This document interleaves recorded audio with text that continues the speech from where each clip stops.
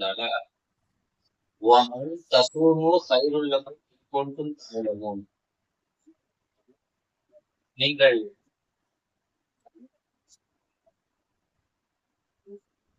விளங்கி இருந்தால் தெரிந்திருந்தால் நோன்பு நோன்பதுடன் மிகச் சிறந்தது என்று அல்லாஹ் சொல்லியிருக்கிறார். நோன்பு வைக்கிறது ரொம்ப சிறந்தது, இது நீங்க தெரிஞ்சிருக்கணும் என்று சொல்றாங்க. நோய்ச்சியா இருந்தா நோன்பு வைக்க வேண்டாம், பயணத்தில் இருந்தா நோன்பு வைக்க வேண்டாம், அந்த வேற நாளைக்கு நோன்பு வச்சுக்கீங்க. நோன்பு வைக்கிறதுக்கு சக்தி இல்லைன்னா வயசாகி போச்சு, ஏதாவது ஆக்சிடென்ட் ஆகி போச்சு, நோன்பு வைக்க முடியாத அளவுக்கு ஏதாவது ஒரு பிரச்சனை இல்லை, நோய்களாகவும் வயசானவர்களாகவும் இருந்தா நீங்க ஒவ்வொரு நாளுக்கும் 2 ஏழைகளுக்கு உணவளியுங்கள். ஒரு நாள் நோன்புக்கு பகரமாக 2 நேர சாப்பாடு கொடுங்க.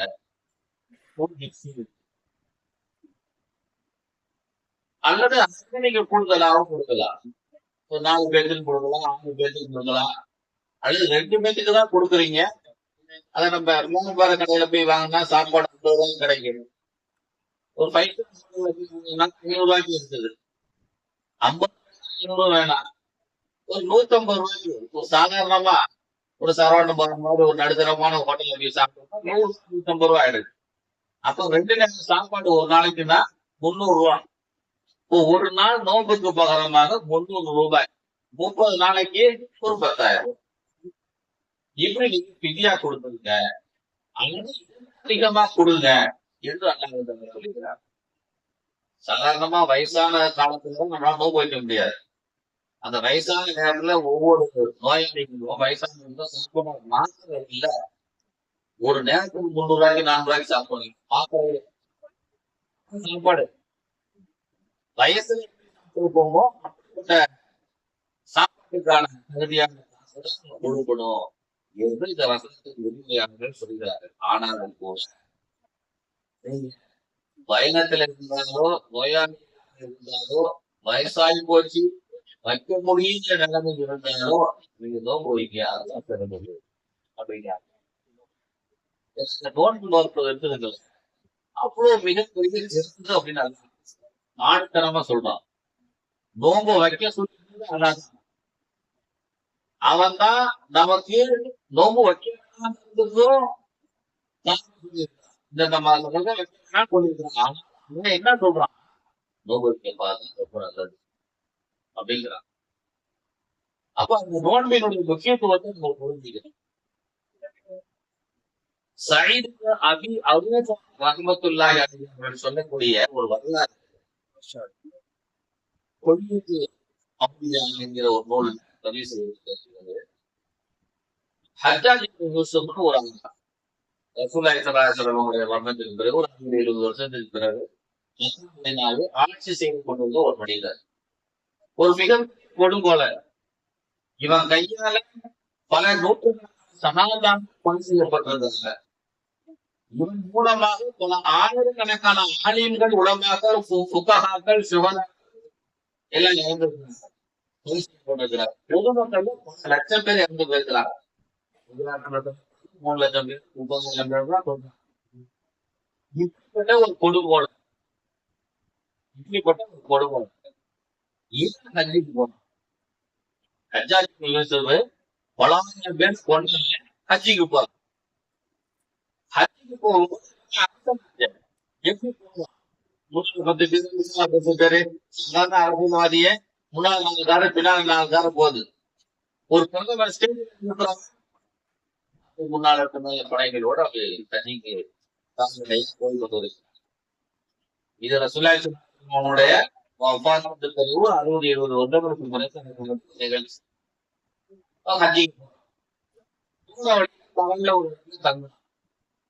தண்ணி இருக்கும் பொழுது அவனுக்கு வேண்டி சாப்பாடு ஒரு பக்கம் தயாராக கொண்டிருந்தது.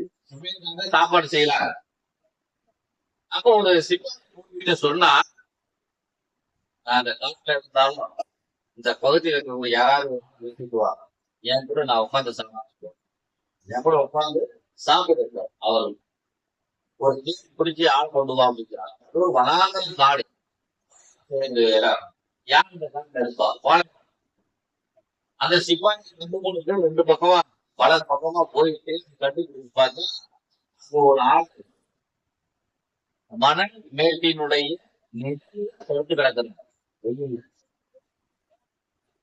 கடுமையான பாலினமோ அதுல ஒரு மணல் மேட்டி படுத்து கிடக்கிறாரு. அவரை போனதுமே இவன் இந்த போன சிப்பாய் காலில் உடைச்சி எழுதுரு அமீர் வந்து அவர் கூட அழைத்து செல்கிறார். அங்க போய் பார்த்தா சாப்பாடு பரிமாறப்படுது. ஹஜ்ஜாஜ் இப்னு யூசுப் அந்த நபரை பார்த்தது என் கூட உட்கார்ந்து சாப்பிட்டு அப்படின்னு அந்த மனிதர் சொன்னாரு, உன்னை விட ஒரு பெரிய ஆள் விருந்துக்கு உன்னை பெரிய ஆளு விருந்துக்கு கூப்பிட்டுருக்கிறார்.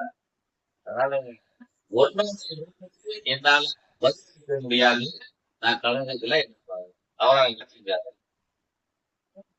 இந்த காலத்துல என்ன பெரிய ஆளு யாரு ஒன்ன விருது கலைச்சிருக்கிறார்? அல்ல அல்ல விருது கூப்பிடுவார். ஆமா ஒண்ணு நான் நோம்பு வச்சிருக்கிறேன். நான் எனக்கு நோம்பு வச்சிருக்கிறேன். அதனால இஃப்தாரை எங்க செய்ய போறேன்? அல்லாவோட செயல்பாடு. பெருமானார் என்ன சொல்றாங்க? நோன்பு இருக்கிற நேரத்துல நீங்க அல்லாஹ்வையே சந்திக்கலாம். பெருமானார் சொல்லியிருக்காங்க இல்லையா? சொல்லிப்பாரு. அதனால உன்னோட நோன்பு திறக்கிறதுக்கு நான் இல்ல.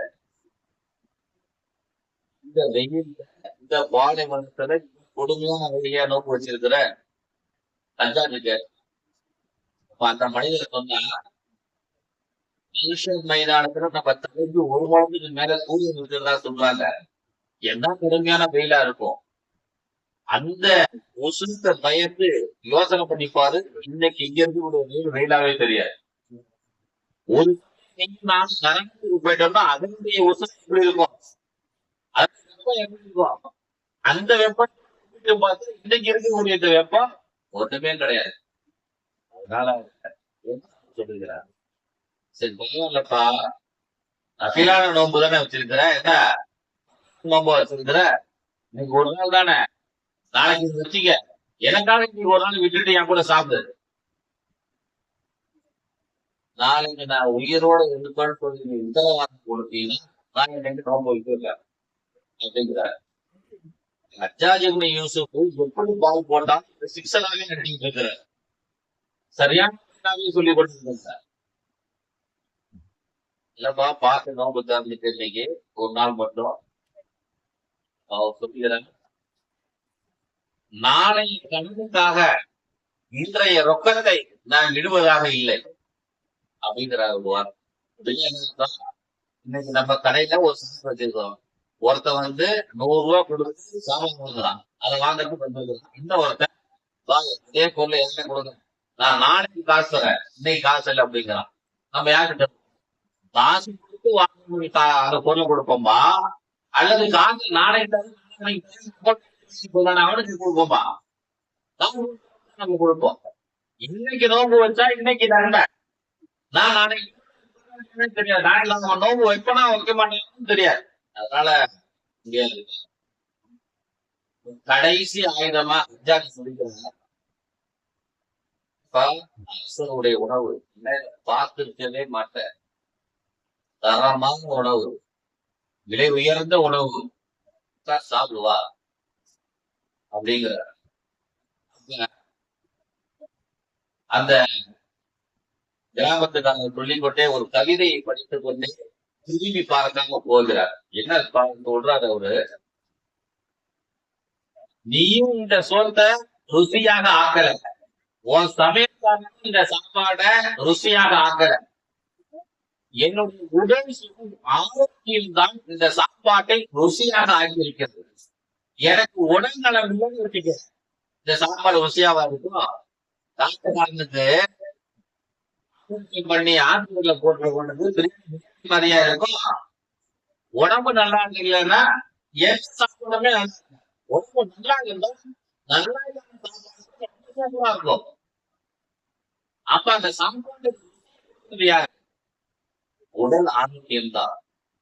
அதனால நீ சாப்பாடு சூப்பரா இருக்கன்னு நீ நினைச்சுக்காத. நான் நல்லா இருந்தாதான் சோறு நல்லா இருக்கும். நான் நல்லா இல்லாட்டா சோறு நல்லா இருக்காது என்று அவர் ஒரு கவிதையை படித்துக் கொண்டே சென்று விட்டார். நீங்க யோசனை பண்ணி பாருங்க. ஒரு காட்டுல வனாந்தர காட்டுல அந்த மனிதன் நீங்கள் நோன்பு நோன்பதுதான் சிறந்தது என்று எல்லாம் சொல்றான் பாத்தீங்களா? அந்த வசனத்துக்கு முக்கியத்துவம் கொடுத்து அவர் நோன்பு நோன்புகிறார். நமக்கு ரமதானுடைய காலம் இன்று இரவிலிருந்துதான் ஆரம்பமாகிறது. 29 நாளும் 30 நாளும் இன்னைக்கு 29 பிறவிலேயே நோன்பு சென்ற மாதம் முடிஞ்சிருக்கிறது. அதனால அடுத்த மாசம் 30 கூட இருக்கலாம். நல்லா செய்வானாக. அதனால இன்ஷா அல்லாஹ் நம்ம 30 நாளும் என்ன செய்யணும்? நோன்பை மிகச்சரியாக நோன்பு போட்டு விட வேண்டும்.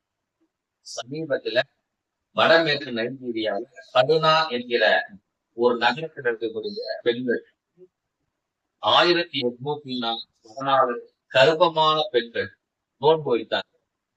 ஆய்வு நடந்துச்சு. அங்க கூட முஸ்லீம் நாடுகள் ஃபுல்லா நைஜீரியா. அங்க ஒரு ஆய்வு நடத்துறாங்க. எப்படி நடத்துறாங்கன்னா, கர்ப்பமான பெண்கள் நோன்பு வைக்க வேண்டாம். அல்லாஹ் அனுமதி கொடுத்திருக்கிறார். பாட்டு பெண்கள் நோன்பு வைக்க வேண்டாம். அல்லாஹ் அனுமதி கொடுத்திருக்கிறார். ஆனாலும் அனுமதி இருந்தாலும் கூட கர்ப்பமான பெண்கள் 1814 நோன்பு வைக்கிறார். நோன்பு வைக்கிறதுக்கு வராங்க. இந்த 1800 பெண்கள்ல 1370 பேர் முதல்ல கர்ப்பமாகிறாங்க. முதல் முதல்ல கர்ப்பமாகிறது 1370 பேர். இதுல 1814 பேர்த்துல 14 பேர் நோன்பு வைக்கிறாங்க. இந்த நோன்பு இந்த பெண்கள் குழந்தை காலத்துல குழந்தை பெற்று எடுக்கிறாங்க. அந்த குழந்தைகள் 90 150 கிராம் வரையிலும் குழந்தைகளுடைய வெயிட் குறைஞ்சிருக்கும்.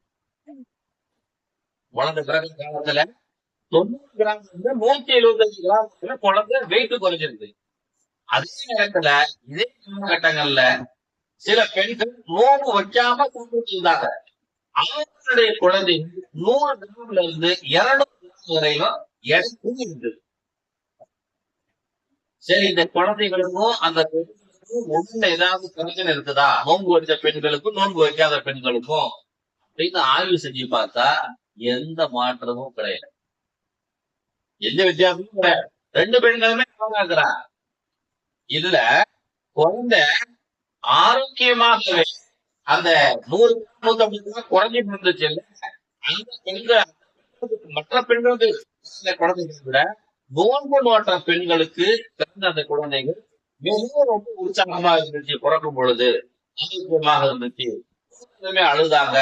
ரொம்ப கை கால ஆட்டிட்டு ஒரு சுறுசுறுப்பா இருந்துச்சு அப்படின்னு அந்த மருத்துவ ஆய்வாளர்கள்.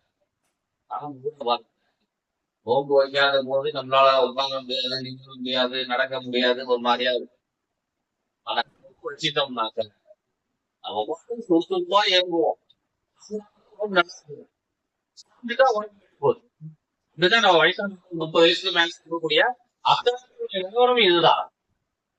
அந்த நைஜீரியா சொல்லுகிறார்கள், எங்களுக்கு மீண்டும் ஒரு வாய்ப்பு கிடைச்சிருக்கு. 12-13 வயசுக்கு முன்னால முழுசா நோக்கம் கர்ப்பமாக இருக்கும் நோக்கம் வைக்க முடியுது. பெண்களுக்கு இருப்பதன் காரணமாக என்ன செய்ய முடியாது? 30 நாள் நோன்பு வைக்க முடியாது. 27 நாள் 25 நாள் 21 நாள். இப்ப கர்ப்பமாக இருக்கும் பொழுது எங்களால் முழு ரமலானை அனுபவிக்க முடிகிறது, நோன்பு நோக்க முடிகிறது என்று அந்த பெண்கள் சொல்லுவதாக ஒரு ஆய்வறிக்கை சமீபத்துல படிச்சேன். எதுக்கு சொல்றாங்க? இந்த பெண்கள் என்ன நினைச்சிருந்தாங்க? நோன்பு நோக்குவதுதான் சிறந்தது. இங்கு அலுவலகத்துல சொல்லக்கூடிய அந்த வார்த்தைக்கு கட்டுப்பட்டு கண்ணியம் கொடுக்கும் விதமாக அவங்களுக்கு அனுமதி இருந்தும் கூட நோன்பு அவர்கள் ஆரோக்கியம் இருக்கிறார்கள், மிகவும் சக்தி வாய்ந்தவர்களாக இருக்கிறார்கள். எல்லாம் அதுக்கு அந்த மாதிரி உடம்பு கொடுக்கலாம் என்று நான் புரிந்து கொண்டு எதிர்காலத்துல இருக்கக்கூடிய அந்த 30 நாட்களும் சிறப்பான நோன்பு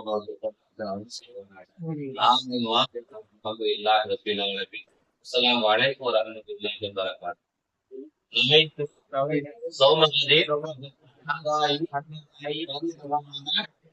ஆதி சனதி லில்லாஹி தஆலா